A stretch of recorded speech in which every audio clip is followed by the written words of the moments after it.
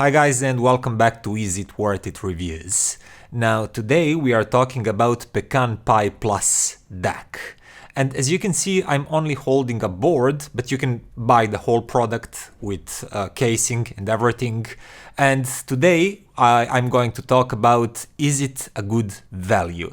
And how does it sound? And how does it compare to some other things at the similar price range? So stay with me and let's find out. First thing I wanted to say is that this DAC is made by Orchard Audio. That's an American company, and as far as I know, this DAC is made in the US. And what I'm holding here is like a bare bone motherboard with a DAC and everything around it that it needs to work. And this one costs $499 US. And then you can basically customize what do you want with it, or do you just want to buy it like this and do a do-it-yourself project with your own casing and everything. But in this state, it already works. It has, as you can see, one SPDIF input that I've attached to it. It has power input, 9 volts, and then XLR outputs, like analog outs. And if you connect all of this, it works. It's a fully functional DAC. But it's much more than that. If you actually stack it on top of your Raspberry Pi, it can be like Raspberry Pi 1, 2, 3, 4. I have 4 here with me. And then you load this Raspberry Pi with an operating system such as Volumio or RowPi XL, for example, or Mood. My favorite is RowPi XL, by the way, because it's very simple, very stable. Volumio is great if you want to have OS filled with features, but I personally like my OS is simple and very stable and functional and free. And also, in my personal opinion, RowPi XL sounds the best of all these operating systems, but it's not about that today.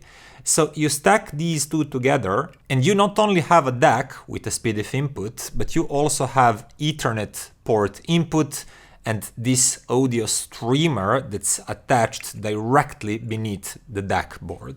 And if you go to Orchard Audio website, you can choose whatever you want. So if you opt for everything, Raspberry Pi, this DAC on top of it, stuck in an aluminum casing with all inputs and outputs needed, and also you may add a volume knob so you can control the volume, I think it piles up to some $850 US. But if you don't need some of that, you can deduct. Like, I don't need single-ended output minus RCA outputs.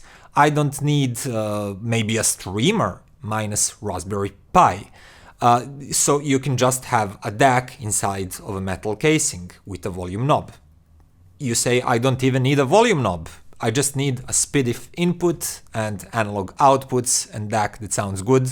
That would be even cheaper. But is this PecanPi DAC worth the asking price? $500 US, bare bones, up to like $850 if you include everything. Well, that depends on how it actually performs. But just before I go to how it sounds, I wanted to tell you that it's based on AK DAC chip, this version. The original PecanPi that I've tested like a year or two ago was based on CS DAC, I believe, and it was $350, so more affordable. It was a really good value and really good sounding DAC/streamer for that price, but this one took a price hike. And I don't want to bother you too much with details, technical details about the unit, but one more important thing to notice is that you can add headphone output. And I didn't get that one for this review unit, but I did with the original one, and I can tell you that the headphone output on PecanPi is not an afterthought. And just by looking at the specs and power ratings, these are very decent. I remember that the original one preserved all of the qualities of a DAC section on its headphone output too, and it could drive really wide variety of headphones without any problems. So as I said, I didn't get headphone output with this one, but I'll make an educated guess here that it shares the same qualities as the DAC section that I'm going to talk about in this review today. And how does the DAC section actually sound? Let's talk about it. So, while I tried, of course, PecanPi as a streamer with Raspberry Pi 4 board, and it sounds great, most of my testings were done with its SPDIF input, because that enabled me to have like a direct head-to-head comparison with like normal standalone DACs that also have SPDIF inputs. But just know this. No matter if you use it as a streamer and you feed the audio from the Raspberry Pi board, or you use SPDIF input and feed it from an external device, PecanPi actually exhibits the same qualities and the same like overall tonality. So just choose whichever is your use case scenario and what you need among these two. So that said, moving on to how it actually sounds. Well, when I connected it to my Pi 2 Design Mercury streamer using SPDIF input, I noticed that it sounds very detailed, open, and neutral. I couldn't detect any excess warmth. And it was interesting for me because I do remember that the original PecanPi was a little bit warmer and fuller sounding DAC, which I usually like. And this one just sounded very neutral to me. It separates instruments really well. It has great clarity. It has very clean background. And I was like, wow, this is one mighty good sounding DAC. And when something like that happens, when I notice really well-balanced tonality, no obvious shortcomings, no problems whatsoever, it's just very revealing and well-balanced sound, I go to comparisons with like best DACs that I personally own at that price point. So first I wanted to check out how it compares to a fully fledged finished product of a same price. And for that reason I used Topping E70 Velvet. This one is $449 or $499, I'm not really sure, and it's definitely one of like 3 best sounding DACs that I've personally tried, around $500 US, really well balanced, open sounding, also based on the AK chip. And when I compare them directly, I noticed that first of all, they do share many qualities. Very open sound, very detailed sound, revealing, transparent, you could say. But it is noticeable that E70 Velvet is just slightly warmer, slightly softer around the edges, and it hazes those edges and the finest, quickest transients a little bit compared to PecanPi Plus DAC here. It was clear to me that PecanPi is at least like 1 tier better DAC than E70 Velvet is. It sounds better and you notice it. It's just cleaner, separates better, and it sounds like a more resolving DAC that it actually is. So I realized, yeah, I have to put something better at it to check how good actually it performs. And then I moved immediately to SMSL SU-10, which is, if you follow my channel regularly, my favorite sub 1000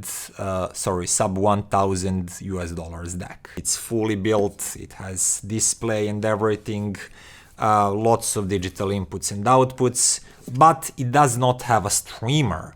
So for like $850, you turn PecanPi Plus into a fully capable streamer / DAC, where you can use Ethernet port to connect it to your network and use it as a streamer. You can use SPDIF input to use it as a DAC only, and you can add USB to SPDIF converter on Orchard Audio page, that's like $95 US plus on the price, to have USB input too. SU-10 is a little bit more convenient with more like these traditional digital inputs like optical, and then you have I2S2, but it does not have a streamer. You would have to have external audio streamer, and that's added cost. So it's tough to choose in terms of features and connectivity. It's what you need more. If you need a streamer, then PecanPi Plus is clearly a better choice. If you already have a streamer, you just need a DAC,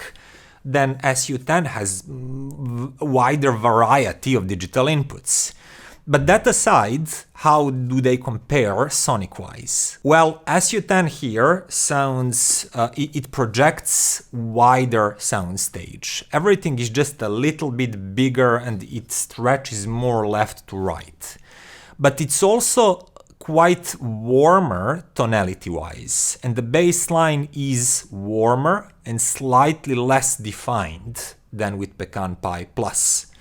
And the mid-range is also a little bit warmer and softer. So when you move between these two DACs and compare them directly in the same songs, you realize that PecanPi Plus will always sound a little bit crisper and more focused. It will have like a little bit higher precision to edges of notes especially, and transients will sound a little bit faster. Whereas SU-10 will stretch the soundstage a little bit more. It will make some leading notes, vocals and edges appear a little bit bigger, but also not as clearly focused as with PecanPi. It's more of like a diffused kind of projecting your tones. Which one is better will probably boil down to your own personal taste and the rest of your system. If your system contains a lot of really incisive but a little bit maybe dry sounding equipment, you might prefer SU-10 for its warmth and softness. But if you already have like really nice full warm sounding system, maybe a little bit bigger speakers or a livelier room with more echoes and bass resonance, then PecanPi will sound tighter, better controlled, with more clarity, crisper sounding, but it will pack that in a slightly more modest soundstage. By the way, when I'm talking about that kind of sound staging and focusing, I wanted to say that despite having slightly smaller soundstage than SU-10, which is actually a champion of sound staging below $1,000 that I've personally heard, okay, Denefrip's Aris 2 is probably the champion, then SU-10. This one, compared to these two DACs, is not as big and wide, but inside of that smaller soundstaging space, it's very skillful at arranging things at their positions and separating them and layering them. For example, if I play a song that is very forward with vocals and instruments recorded like close to the mic and they feel like they're in your room, like this one. Yeah, I know it's cover. I like the original too, but this cover is really great and it has a soul on its own. This sounds very present, and there's really good presence of this vocal and a guitar, and everything it does feel like it's in your room and between your speakers with PecanPi. But if you play something with a little bit more depth and sound that has more echo and reverberation, and it's just not as in your face but more laid back and has more spatial cues, for example something like this song, the PecanPi Plus will make you notice that. It will make sound more distant, it will offer those spatial cues and echoes and just atmosphere around the instruments. But the absolute scope of that size, back forward to back, left to right, is not the best in class. It's quite modest. It's, for example, in line with RME ADI-2 FS. And that DAC is actually the next comparison. These two, PecanPi and RME, to my ears sound very, very similar. Now, admittedly, I haven't compared them directly because I had to return RME, but because I compared RME to all these DACs, like Topping E70 Velvet and SMSL SU-10, I remember that I observed pretty similar differences. It was like very revealing, very well balanced, even more revealing in the mid-range and with fast transients and edges than SU-10, clearly cleaner and more revealing and more transparent than E70 Velvet, but just not as wide sounding as something like Dana Fripp's Aries or Musician Pegasus or SU-10 for that matter, which is very spacious sounding DAC for a chip DAC.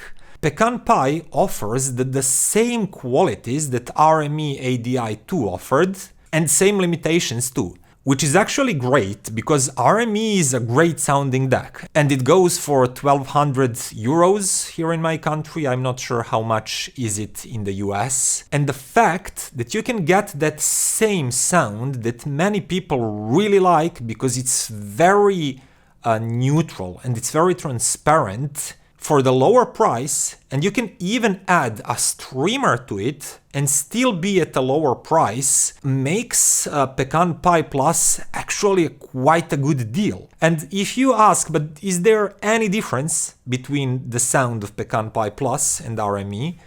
Just going from my memory, so take this with a pinch of salt, RME ADI-2 sounds a little bit bolder in the mid-bass. It feels like it's just a little bit bolder sounding, especially in the mid-bass, but maybe a little bit also in the mid-range, whereas PecanPi is the same amount, just a touch leaner sounding DAC, but with basically all the other same qualities. Which one do you actually prefer is again dependent on your own taste and the rest of your system. But for all intents and purposes, these two sound very, very similar. So even RME couldn't make PecanPi Plus sounding like a lower tier DAC. They're actually in the same tier.